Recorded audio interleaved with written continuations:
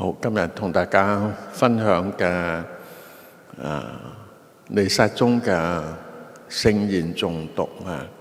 咁首先我哋聽下第一篇嘅讀經，係宗徒大事錄。腓利伯的群眾齊來攻擊保祿和息拉，官長就撕下了他們的衣服，下令用棍毆打。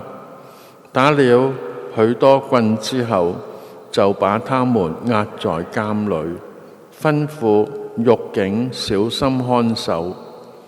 獄警領命，就把他們關在內監，又在他們的腳上帶上木枷。約在半夜時分，保祿和息拉祈禱讚頌天主，囚犯都側耳靜聽。忽然地震大作，甚至監獄地基都搖動了，所有的門立時開了，眾人的鎖鏈也解開了。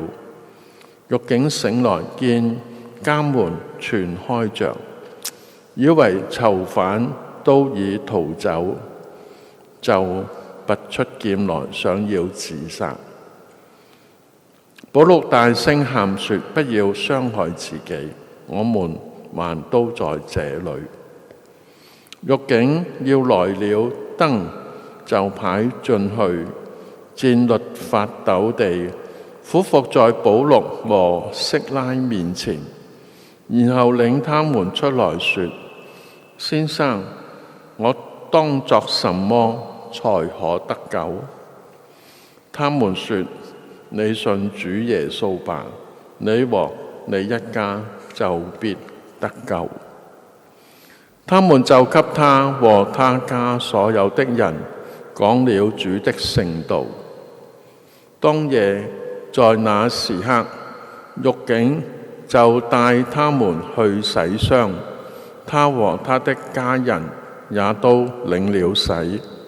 遂又領他們到自己家裏擺了筵席，他和全家因信了天主，都滿心喜歡。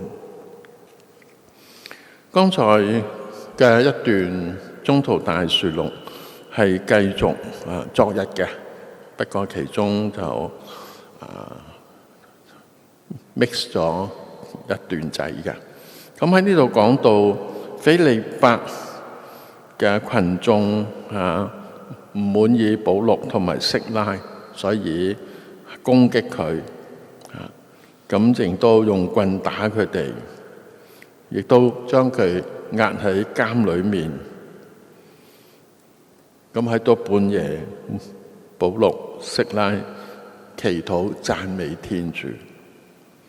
咁其他人覺得佢哋好奇怪都側耳聽佢哋。佢祈禱嘅時候，地震大作，個監獄地基都搖動，所有門都開晒，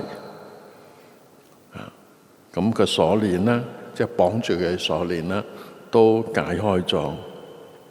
咁獄警醒嚟，死火，好驚，啲囚犯肯定走晒啦，咁所以佢即刻拔劍嚟想自己自殺。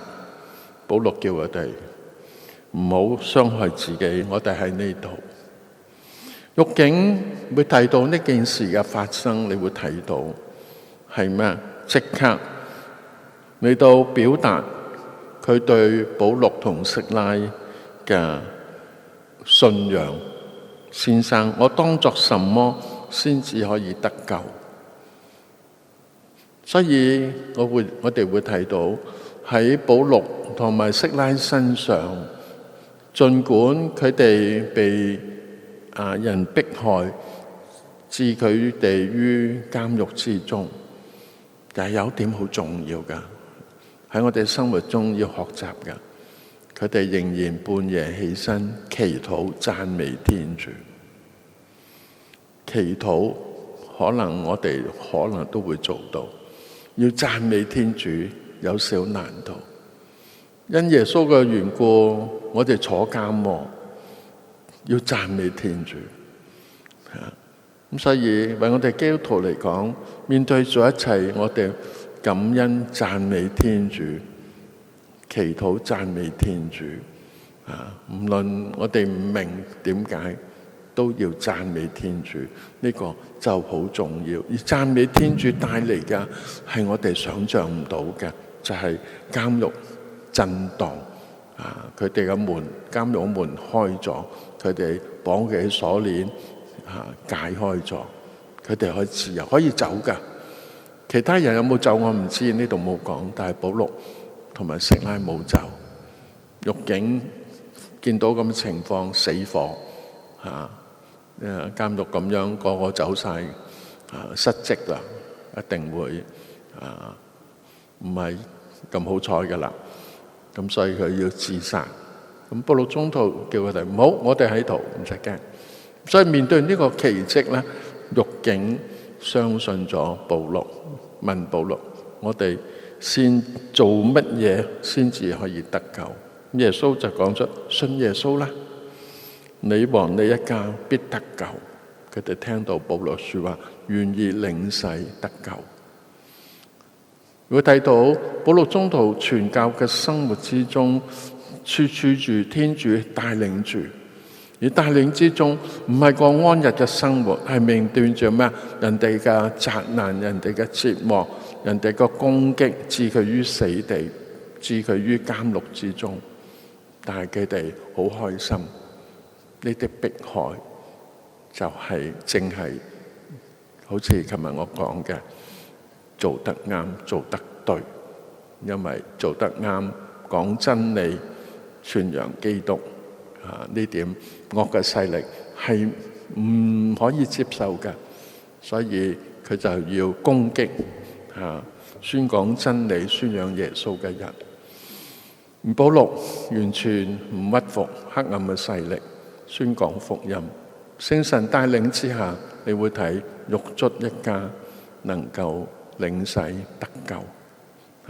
讓我哋亦都向保祿學習啦，喺福傳嘅工作，同埋喺我哋表現嘅教生活之中，因住我哋嘅信仰，我哋可能會受到人嘅白眼，人哋唔同嘅睇法，唔使驚。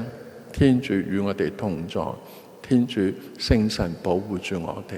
有困難呢，可能我哋會受到小皮肉嘅損害，但係最後天主都會救我哋，而且呢，藉住呢個情況去幫其他人因而信仰天主，跟隨主耶穌基督，成為耶穌嘅門徒。跟住我哋又聽下福音吓，今日又點為我哋展釋耶穌展釋關於聖神嘅點點滴滴啦。咁係取自若望福音，繼續上一日福音嘅片段啦。那時耶穌對門徒說：現在我就往派遣我者那裏去，你們中卻沒有人問我：你往哪裏去？只因我給你們說了這話，你們就滿心憂悶。然而我將真情告訴你們，我去為你們有益，因為我若不去，護慰者並不會到你們這裏來。我若去了，就要派遣他到你們這裏來。當他來到時，他要指證世界關於罪惡、正義和審判所犯的錯誤。關於罪惡，因為他們沒有順從我；關於正義，因為我往父那裏去，而你們再見不到我；關於審判，因為這世界的首領已被判斷了。剛才提到耶穌提到護慰者真理之神嚟到門徒之間，咁耶穌就提示佢哋：奇怪，你哋冇問我去邊度？我哋係講咗呢句說話，離開你哋，而你哋就滿心憂悶。耶穌離開佢哋，覺得唔開心，感到可能係一種遺棄啦嘅感覺。但耶穌就係好清楚，我要去為你哋有益，因為唔去呢，施惠者聖神就唔會嚟到你哋之間。去到父嗰度派遣父嚟到門徒身上，門到教會裏面。咁所以喺呢度呢，喺教義上就出現兩個唔同嘅講法，係耶穌返到父嗰度，求父派遣聖神嚟到門徒之間。另一種講法就係佢去到父嗰度，同父一齊派遣聖神嚟到宗徒之間，嚟到教會之間。咁所以喺初期教會就出現咗我哋話 filioque 嘅問題，係同父派遣啦，或者係由父派遣啦，呢個咁嘅神學上嘅問題。咁咪我哋就兩樣都可以接受，唔需要去爭辯呢樣嘢。派遣嘅聖神喺聖神內，父同子喺埋一齊，與我哋同在嘅。我覺得呢點先係最重要嘅。咁所以當耶穌返到父嗰度，返到父嗰度派遣嘅聖神，呢個係愛嘅聖神，真理嘅聖神。佢用另一種方式嚟到天主聖心臨在教會內，父子神係一體嘅。咁所以我哋唔係話只有聖神冇聖父聖子，唔係。當聖神在，聖父聖子也在；當聖父在，聖子聖神也在；當耶穌在，聖父聖神都喺度。不過我哋喺呢點上呢，有時我哋係側重係聖神方面啦、聖子方面啦、聖父方面啦。咁所以我哋教會有多時嘅道理都會創造嘅事工係屬於聖父，聖父創造天地萬物。我哋喺信經嗰度好清楚念信經你要留意下，你即係聖父創造天地，聖子降生救贖世界，聖神降來聖化世界。咁我哋求上主祝福我哋啦，天主三位一體嘅天主永遠同我哋同在，不過以唔同嘅形式與我哋一起